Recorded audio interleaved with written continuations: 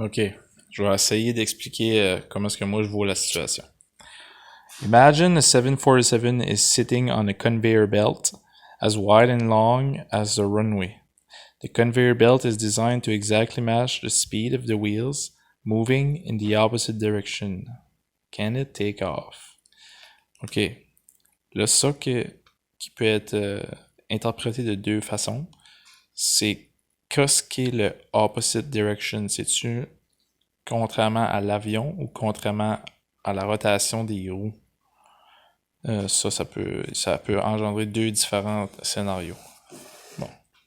Pour commencer, si l'avion est juste sur le runway, puis mettons que l'avion a besoin d'aller à 200 km/h pour s'envoler, les roues vont tourner à 200, puis obviously la runway va aller à 0.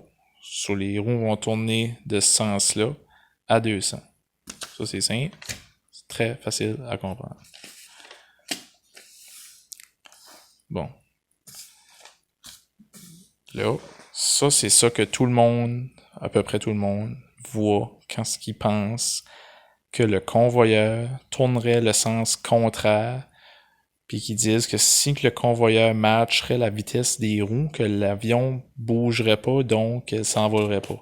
Mais tout le monde sait que c'est impossible, parce qu'un avion, ça marche avec des réacteurs, puis qu'on s'en fout du convoyeur, l'avion va avancer pareil. Parce que les roues sont sur des bearings, puis que ça n'a aucune traction, ça pousse pas. Ce sont les réacteurs qui poussent sur l'air.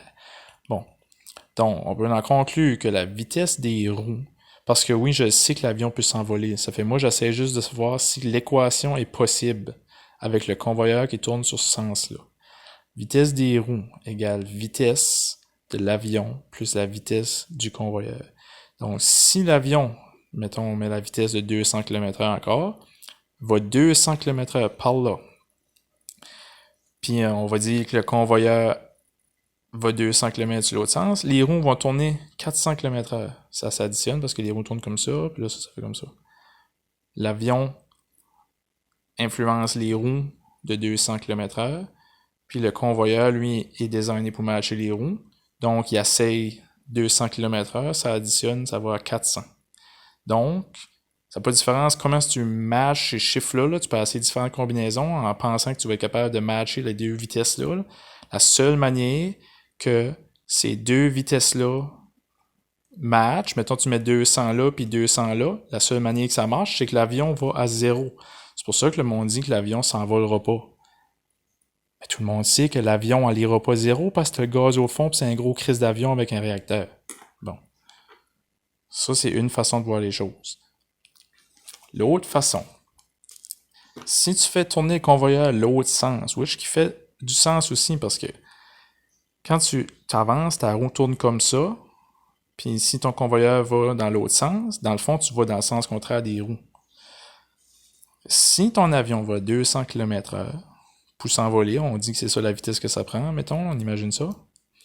Puis que ton convoyeur, lui, si tu veux qu'il matche la vitesse de tes roues, ton convoyeur va 100 km par là, puis ton avion avance 200 relativement au sol. Donc, si tu avances 100 km/h de plus vite que ton convoyeur, tes roues vont aller à 100. Tu sais, tes roues roulent 100 km/h sur un convoyeur qui roule 100, donc tu vas à 200.